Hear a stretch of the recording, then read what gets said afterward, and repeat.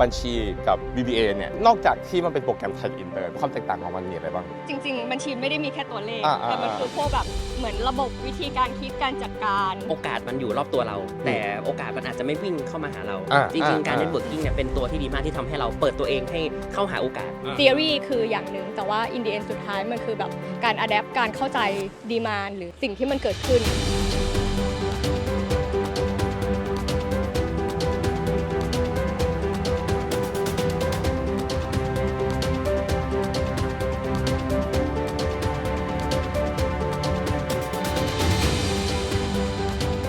สวัสดีครับต้อนรับสู่อีกเอพิโซดหนึ่งของรายการ UDD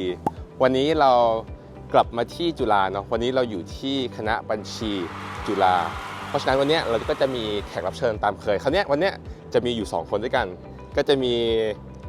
พี่มิมี่กับต้าซึ่งก็เป็นศิษย์เก่าบัญชีกับ BBA ทั้งคู่ความพิเศษของตอนนี้คือคนนึงจะเป็นบัญชีก็คือพี่มี่อีกนึงก็จะเป็น BBA คือต้าจะเป็นบัญชีอินเตอร์เนาะไหนแนะนำตัวหน่อยเร็วว่าจบที่ไหนยังไงมาบ้างได้ค่ะสวัสดีค่ะชื่อมิมี่พรพิสุทธิ์สุนทรีวิริยะพดุงนะคะก็จบภาคบัญชีเนาะตั้งแต่ปี 2013 แล้วก็ไปเรียนต่อโทที่Imperial College London สาขา Economic and Strategy for Business ตอนปี 2016 ต้านะครับอภิวัตนาคหารก็จบ BBA 20 ชี่ 76 ก็จบไปเมื่อปี 2019ยังไม่ได้ไปเรียนต่อนะครับทำงานที่ Shopee มา 5 ปีก็คือชี่ 76อ๋อของเราชี่ 70โอเคเซมเจนครับโอเคเซมเจนใกล้เคียงโอเคเบสิคลี่ก็คือ2คนนี้ก็คือเราเคยรู้จักกันเพราะที่ทำงานเนาะคือทำที่ Shopee ด้วยกันมาก่อนงั้นเริ่มถามก่อนแล้วกันเพราะว่าไหนๆมา2คนเนี่ยเราอยากเข้าใจนะว่าบัญชีกับ BBA เนี่ยหลักๆนอกจากที่มันเป็นโปรแกรมไทยอินเตอร์เนาะความแตกต่างของมันมีอะไรบ้างจริงๆคิดว่า3อย่างที่มันต่างกันเนาะอย่างแรกก่อนวิธีการ admission เข้ามาก็คือมันจะแตกต่างกันโดยสิ้นเชิงเลยของภาคไทยมันก็คือเป็นระบบ admission ตามปกติซึ่งเข้าใจว่าตอนนี้น่าจะเรียกว่าอะไร TCAS แบบก็ไม่รู้แล้วแต่ว่ามันน่าจะเป็นระบบ admission เหมือนกันคล้ายๆ O-NET A-NET รอบที่แล้วแต่อันนี้ก็มีวิชาหลักวิชารองแล้วก็ความถนัดต่างๆของ BBA จะเป็นสอบ SAT เข้ามาแล้วก็น่าจะใช้แค่ SAT เราก็ภาษาอังกฤษแต่ภาษาอังกฤษถ้าจำไม่ได้แล้วสมัยนี้ยังใช้ IU หรือ IELTS หรือ TOEFL อะไรอยู่หรือเปล่าแต่สมัยต้าก็คืออังกฤษด้วยแล้วก็ถ้าจำไม่ผิดน่าจะ IELTS ด้วยโอเคอันแรกคือ admission แล้วมีอะไรอีกที่แตกต่างแล้วก็อันที่2ค่าเทอมบัญชีภาคไทย1ปีประมาณแค่ 5-6 หมื่นบาทของ BBA มันเท่าไหร่นะเทอมละ8-9 หมื่นก็ปีหนึ่งก็ได้มาแบบเฉียด200,000อันนี้คือเป็นราคาปัจจุบันบ้างหรือว่าตอนที่เท่าที่จำได้อันนี้ราคาปัจจุบันราคาปัจจุบันต่อปีโอเคคือ5 เท่า admission ค่าเทอมแล้วอะไรอีกแล้วก็สุดท้ายคิดว่าหลักสูตรต่างๆเพราะว่าของภาคไทยก็คือเน้นภาษาไทยเป็นหลักเนาะแต่ว่ามันก็จะมี textbook หรือว่า subtechnical ที่เรียนที่ก็ยังเป็นภาษาอังกฤษอยู่เหมือนกันเพราะฉะนั้นก็จริงๆยัง require ภาษาอังกฤษอยู่ก็คือเรียนภาษาอังกฤษหมดแหละแต่แค่ว่าเหมือนเรียนภาษาอังกฤษผสมภาษาไทยแล้วเท็กซ์บุ๊กก็คือใช้ภาษาอังกฤษแต่ว่าเนื้อหาก็คือมีไทยบ้างมีอังกฤษบ้างแล้วอย่างนี้บัญชีกับ BBA คือเรียนรวมกันบ้างป่ะหรือว่าแยกกันหมดเลยของตอนต้าคือแยกหมดเลยของพี่มี่ไม่แน่ใจว่าได้ไปรวมบ้างไหมคิดว่ามีแค่วิชาเลือกแบบชมรมวิชาเลือกอะไรเงี้ยที่สามารถอาจจะมี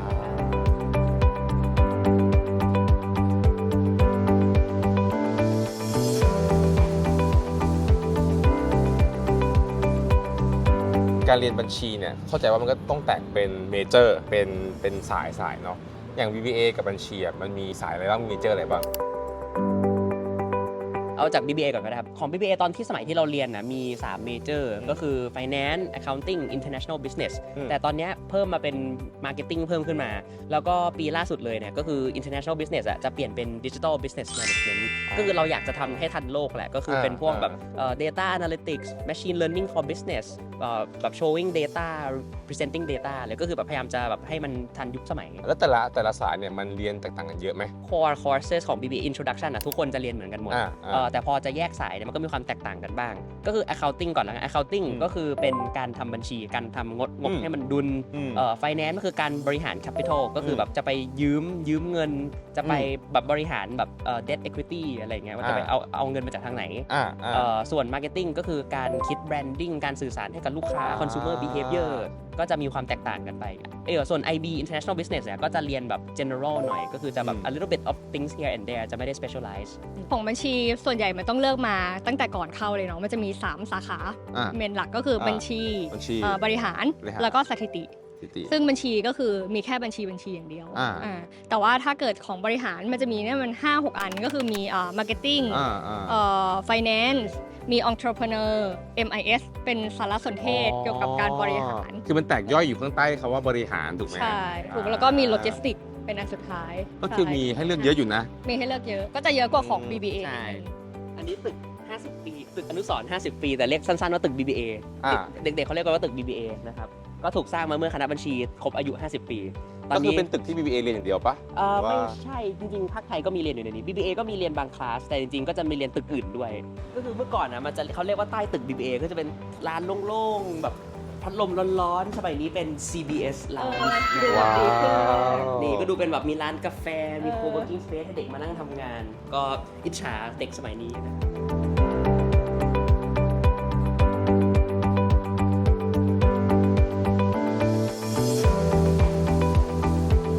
เดี๋ยวลองเดินไปต่อไหมได้เดินไปด้านขวาก่อนไหมได้ไป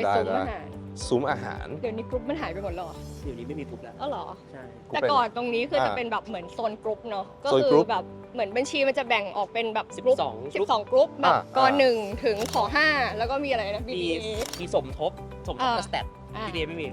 หมายถึงว่าแบ่งที่นั่งกันเหรอคือมันจะเป็นเหมือนแบบเขาเรียกว่าอะไรบางคณะหรือบางมหาลัยจะเรียกว่าโต๊ะแต่ BBA จะเรียกว่ากรุ๊ปก็คือเอาเด็กทั้งคณะเนี่ยมาหั่น12คิดว่าเป็นเหมือนบ้านแล้วกันนึกภาพเข้าใจเป็นเฮาส์อันนี้แบ่งเป็น12เฮาส์โอเคอันนี้ก็จะเป็นซุ้มอาหารนะครับก็คือเมื่อก่อนเนี่ยก็จะแบบมาซื้อของพวกนี้มานั่งกินแล้วก็มานั่งกินตรงโต๊ะกรุ๊ปโอเคก็ชิลดีนะแบบเวลาแบบถ้าพักเที่ยงก็มานั่งตรงนี้ที่มันอยู่แบบใต้ร่มเงานั่งคุยนั่งทำงานได้ด้วยปะได้ใช่ไหมอยากนั่งอ่านหนังสือได้ทำไปก็ได้กลับไปเรื่องคลาสหนึ่งอยากแบบลองให้พี่กับต้าลองยกตัวอย่างสักคลาสหนึ่งที่รู้สึกว่าแบบน่าสนใจมากๆได้ป่ะแบบ interesting class ที่รู้สึกว่าvery cool ของต้าเป็นคลาส finance ตอนปี 4ชื่อว่าanalysis of financial statement ก็คือเหมือนอาจารย์เขามาจากข้างนอกแล้วเขาจะสอนแบบเอาเคสหุ้นจริงๆมาให้ดูตัวอย่างก็คือมีเคสที่เขาโกงที่เขาแต่งแบบ financial statement เขาให้เรามานั่ง analyze ว่าแบบมาดูทุกตัวเลขเลยว่าอะไรมันแปลกๆแบบพวก booking inventory พวก income อะไรให้หาว่าเขาไป fraud ตรงไหนอีกเคสนึงก็จะเป็นเหมือนการทำ forecast valuation ว่าถ้าจะต้องคิด valuation ของราคาหุ้นจะคิดยังไงก็คือดูจาก financial statement ดูทั้งงบ income ดูทั้งงบ cash flow ดูทั้งงบอะไรอย่างเงี้ยก็คือแบบเป็น real life experience ครับโอเคแล้วของพี่มีอ่ะส่วนของเราเหรอคิดว่ามันคือบัญชีบัญชีเลยใช่บัญชีเพราะว่ามันคือแบบ introduce to แบบ what we expect คือตอนแรกที่เราเข้ามาเราคิดว่าแบบเฮ้ยเราไม่รู้จะเรียนอะไรแบบชอบเลขงั้นเรียนบัญชีแล้วกันแต่ turn out ว่าจริงๆบัญชีไม่ได้มีแค่ตัวเลขแต่มันคือพวกแบบเหมือนระบบวิธีการคิดการจัดการแบบทำให้มันเป็น systematic แล้วก็ได้เข้าใจมากขึ้นจริงว่าคำว่าบัญชีมันแปลว่าอะไรแล้วคิดว่ามันจะเป็นจุดเปลี่ยนเลยแหละที่คนที่มาเรียนบัญชีจะรู้ว่าตัวเองชอบหรือไม่ชอบคือเพราะว่าเวลาคนเข้าใจว่าคำว่าบัญชีส่วนใหญ่ตอนแรกจะเข้าใจว่าบัญชีคือส่วนใหญ่ทุกอย่างต้องเป็นบัญชีอย่างเดียวแต่จริงๆบัญชีมันคือ business ถูกไหมมันคือเพราะว่าถ้าเป็นภาษาอังกฤษมันคือ Bachelor of Business Administration แปลว่ามันคือองค์รวมของการบริหารธุรกิจใช่แล้วคราวนี้ถามต่อแล้วกันว่าสมมุติว่าเรียนจบไปคนที่เป็นเด็กบัญชีกับ BBA เขาหางานประเภทไหนกันแล้วเขาไปทำอะไรต่อบ้างจริงๆคิดว่าอยู่ที่เมเจอร์เลยเนาะถ้าบัญชีแบบ95%หรืออาจจะถึงแบบ99ในปีก็คือไป Big 4แบบไปเป็นออดิตก่อน Big 4มีบริษัทอะไรบ้างนะPwC Ernst & Young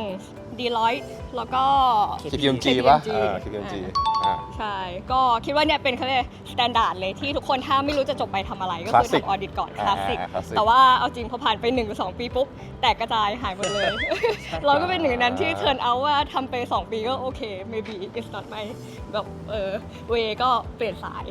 ใช่ส่วนถ้าบริหารก็จริงๆก็ไปคอนซัลท์เยอะเนาะ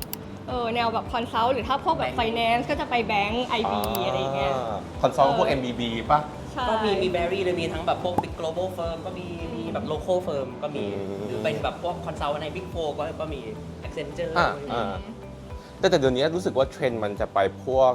สตาร์ทอัพเทคค่อนข้างเยอะขึ้นป่ะเพราะว่ายุคนี้มันแบบคนชอบแบบรู้สึกว่าสตาร์ทอัพมันเจ๋งมันคูลอะไรเงี้ยมันมีคนที่ต้องการไปพวกสาย entrepreneur ไหม จริงๆเยอะมากเลยนะคือเราว่าสมัยเนี้ยไลน์ของแบบเมเจอร์กับแคริเอร์ที่คุณจะได้ไปเรียนหรืออีเวนต์แบบไม่ใช่แค่เมเจอร์นะแบบดีกรีอ่ะมันเริ่มเบลอขึ้นก็คือแบบเราเห็นเอนจิเนียร์จัมป์มาบิสเนสเราเห็นแบบเด็กบัญชีไปทำมาร์เก็ตติ้งไปทำสตาร์ทอัพอะไรเยอะไปหมดเลยก็คิดว่ามัน vary มากๆด้วยความที่ business มันแบบ background มันสามารถเอาไป applicable ได้เยอะมากอันนี้เราถึงที่ตึกไหนอันนี้เรียกว่าชัยยศสมบัติครับก็คือชัยยศเนี่ยจะมี3 building ก็คืออันนี้3อันนี้2แล้วก็อันนั้น1อันนี้น่าจะเป็นตึกของภาคไทย mainly ที่แบบเรียนใช่ตึกเขาก็พยายามจะ preserve ให้มันแบบดูความเก่าแก่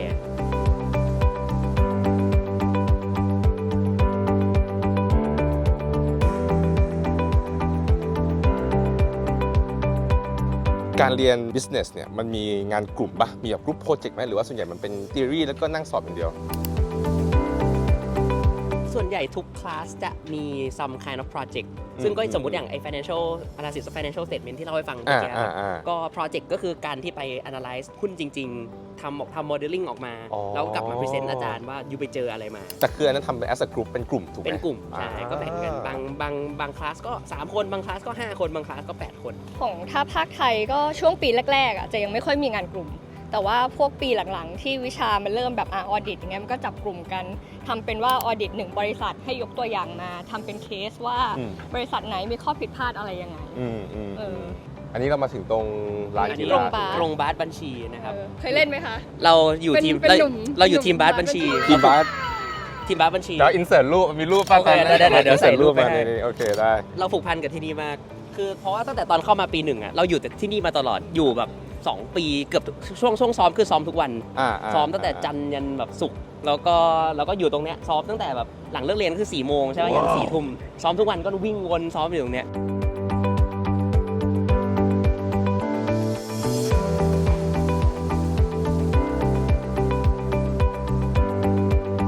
ในถามเรื่องพวกแบบ activities นิดนึงแล้วกันตอนเวลาเรียนอยู่ที่จุฬาเรียนบัญชีเนี่ยมันมีพวก clubs พวก activities ให้ทำเยอะไหมแล้วมีอันไหนที่น่าสนใจอยากแนะนำบ้างมี 2-3 อันที่คิดว่า interesting อันแรกก็คือ case club เลยอันนี้คือสำหรับคนที่สนใจอยากจะทำพวก consult อะไรอย่างเงี้ยก็จะเป็นเหมือนจำลองสถานการณ์จริงว่าถ้ายูเจอเคสแบบนี้ยูจะทำยังไงถ้าใครที่อยากไปแบบรู้ว่าชอบสาย consult แน่ก็คืออันเนี้ยเป็นอมตะแล้วก็อันถัดมาก็คือ SIFE SIFE มันเป็นเหมือนกึ่ง CSR นิดนึงก็คือไปแบบทำงานร่วมกับชุมชนไปพัฒนาชนบทแต่ว่าก็มีความเป็นเคสเข้ามาเกี่ยวข้องด้วยแล้วก็อันสุดท้ายก็คือเป็นเหมือนโครงการที่ก่อนจบมันจะมีชื่อว่าแชมป์ CHAMP ก็คือเป็นเหมือนแบบ mentorship เขาจะให้แบบเหมือนผู้บริหารดังๆที่จบจากบัญชีจุฬามาเป็นแบบเมนทอร์ให้กับเด็กที่เพิ่งกำลังจะจบใหม่เพื่อแนะนำว่าเฮ้ยควรไปเรียนแบบไหนหรือว่าอยากทำงานประเภทยังไงไปเรียนต่ออะไรที่ไหนเราเป็นเมนทีโครงการนี้เหมือนกันแล้วก็เป็น organizing committee ด้วยโปรโมทหน่อยไหมแชมป์ดียังไงดีครับก็คือเราว่าการที่อยู่จะได้มานั่งคุยกับมานั่งกินข้าวกับผู้บริหาร10 เดือนเป็นเวลา10 เดือนก็ตีไป1 ปีแล้วก็แบบมันแรร์แล้วกันเพราะว่าถึงแม้ว่าอยู่ไปทำงานอ่ะการจะได้ face to face กับlevel senior executive หรือว่า even CEO founder อะไรเงี้ยมันแทบจะไม่มีถ้าเป็นเด็กจบใหม่เข้าไป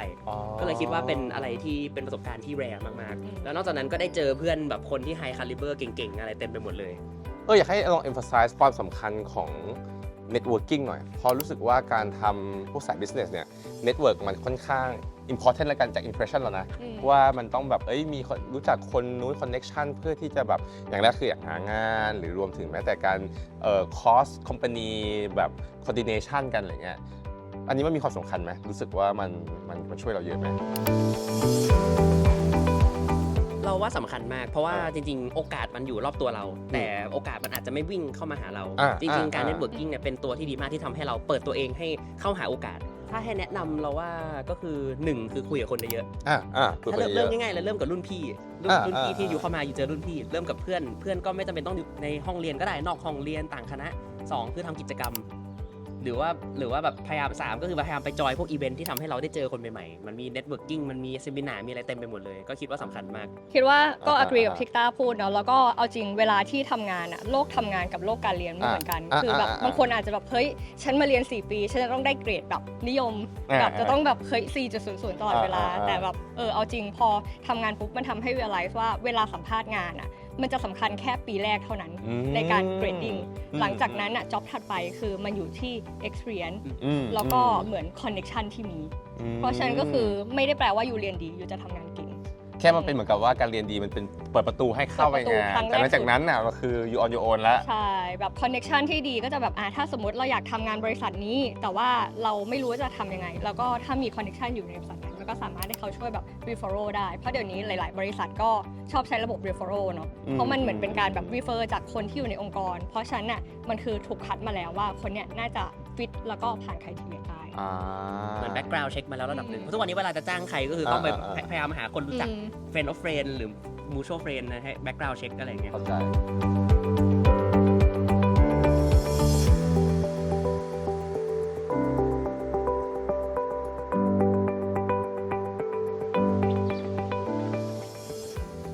ก็ตอนนี้เรามาถึงตึกมหิตลธิเบศรนะฮะเรียกสั้นๆว่ามหิตถามว่ามีอะไรคือจริงๆไม่ใช่ของคณะบัญชีจริงๆเป็นส่วนของส่วนกลางจุฬาแต่คนที่ใช้ก็จะมีบัญชีเศรษฐศาสตร์หลักๆแล้วก็จะมีโรงอาหารที่พวกเราทุกคนน่าจะต้องเคยมาได้กินเวลาเรียน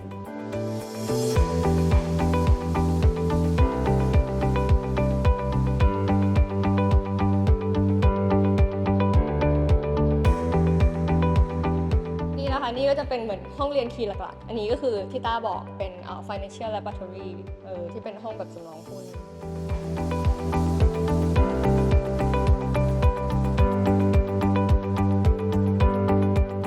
ก็คือเป็นเห็นจอข้างๆนั่นแหละก็คือมันจะเป็นแบบ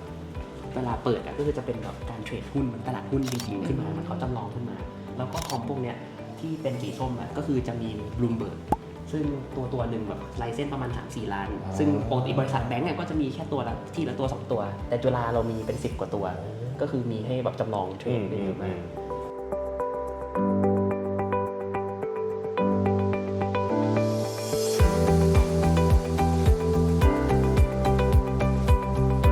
อยากให้ลองเล่าสักคนละ1 memorable experience ที่รู้สึกว่า memorable ที่สุดเกี่ยวกับการเรียนบัญชีหรือ BBA memorable ที่สุดน่าจะเป็นตอนที่ไปชนะเคสที่เนเธอร์แลนด์ก็ได้ที่1มาตอนนั้นซึ่งจริงๆก็ถามว่าภูมิใจไหมมันก็ภูมิใจเพราะมันเป็นการที่เรา work hard หนักมากแบบเรา sacrifice free time ตัวเองในการซ้อมในการนั่งอ่าน business ในการทำอะไรแล้วก็พอชนะมันก็ rewarding เราก็เหมือนเราได้ไปมีโอกาสได้ไป compete กับ representative ของแต่ละมหาลัยมาจากทั่วโลกส่วนใหญ่แบบเคสหนึ่งมันก็จะมีแบบ16 มหาลัย20 มหาลัยมาจากแบบทั่วทุกทวีปเลยก็ตอนนั้นก็เป็นอะไรที่memorable มากยังจำได้ขึ้นใจเลยโมเมนต์ที่เขาประกาศว่าจุฬาได้ที่1ส่วนของเราก็คล้ายๆกันตอนที่แข่งเคสคลับเหมือนกันแต่ของเราจะเป็นเคสที่เกิดขึ้นในคณะบัญชีเหมือนตอนนั้นโจทย์ก็คือมันมีเมื่อกี้ที่เห็นซุ้มเนาะแบบมีอยู่ร้านหนึ่งที่อยู่ตรงหัวมุมแล้วก็ยอดขายไม่ค่อยดีแล้วก็ likely ว่าจะเจ๊งศูนย์เขาก็เลยแบบทำเป็นเคสขึ้นมาว่าให้แต่ละทีมลองมาแข่งกันซิว่าคิด business case แบบแพลนยังไงที่จะทำให้แบบ recover ร้านนี้กลับมาก็คือช่วยเหลือคนในชุมชนที่ตัวเองอยู่เอาความรู้ตัวเองมาใช้ทันทีเลยใช่ซึ่งตอนนั้นก็เราก็ได้ที่1เหมือนกันก็คิดว่าเหมือนตอนนั้นเป็นจุดเปลี่ยนแล้วกันที่ทำให้เกิดเข้าใจว่าเฮ้ยสิ่งที่เรียนมากับสิ่งที่จะเอาไปใช้จริงในโลก business actually มันไม่ได้เหมือน exactly the same แบบ theory คืออย่างหนึ่งแต่ว่า in the end สุดท้ายมันคือแบบการ adapt การเข้าใจ demand หรือแบบสิ่งที่มันเกิดขึ้นในสถานการณ์นั้นแล้วก็แบบเสนอ case แบบ business plan ที่มันตอบโจทย์ได้ดีแล้วถ้าเกิดถามว่าคิดว่าการเรียน BBA กับการเรียนบัญชีเราได้อะไรจากการเรียนสิ่งนี้อย่างของเราว่ามันคือระบบความคิดเพราะว่าอย่างของบัญชีมันคือทุกอย่างมันต้องดุลถูกป่ะเพราะฉะนั้นแบบยูต้อง structure thinking มากๆเพื่อให้มันเหมือนแบบทุกอย่างมันออกมาได้ตรงก็คือ structure thinking อย่างหนึ่งแล้วก็อันที่2ก็คือเหมือนเขาเรียก business sense แล้วกันมันทำให้เข้าใจโลกธุรกิจแล้วก็โลกความเป็นจริงมากขึ้นโดยเฉพาะถ้าทำกิจกรรมเยอะๆอย่างเงี้ยมันจะรู้เลยว่ายูอยากเก่งแต่ในห้องเรียนให้เก่งโลกข้างนอกด้วย